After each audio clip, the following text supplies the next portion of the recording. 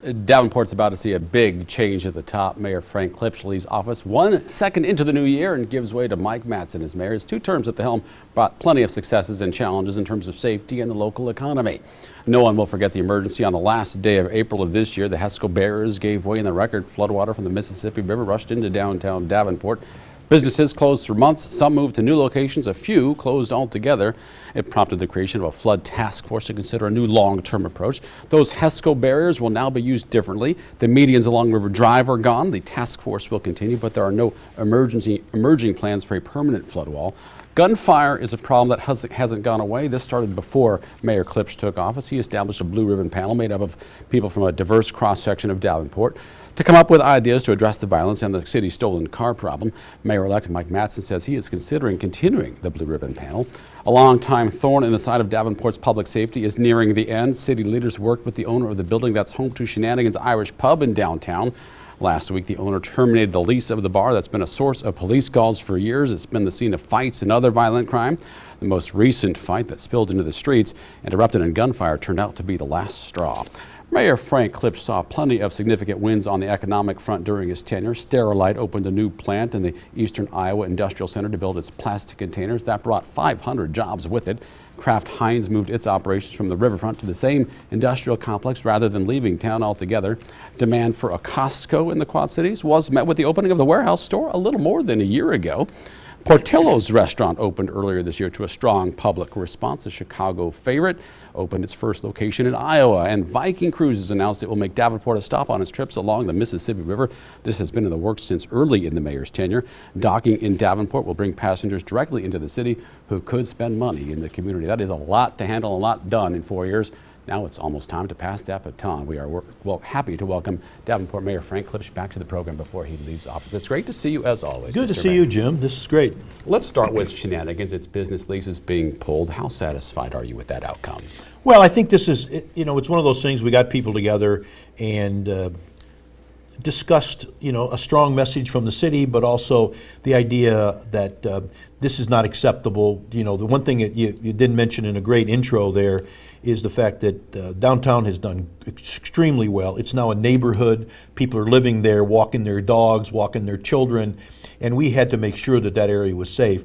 And I think through some very solid messaging to the bar and the bar owner and the owner of the building, they came together as well and said it's time to move on to other things. So that building is being, again, put up the lease, and now we'll see what the next opportunity and something good can come there. But that was a good ending, and I think that's what's important.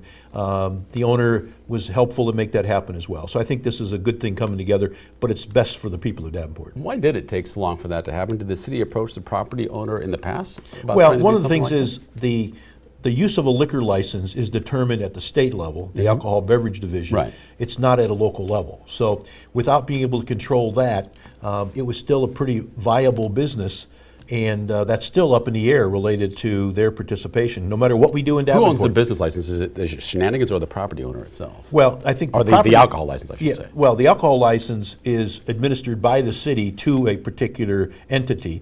We've attempted to restrict that and deny that, but then it's overruled at the state level. By the ABD, right. Yeah, exactly. So, and that's still in force, but I think looking at the big picture, we understand that the needs for some change came about, and after some good, strong messaging by us, but also decisions by them, it was decided that they were going to close at the end of the year.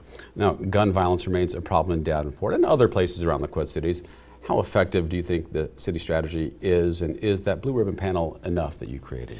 Well, I think one thing we have to understand, and I've said this repeatedly, we can't arrest our way out of these challenges. We've got to get to the root cause of those. I'm still hopeful for the Juvenile Assessment Center idea.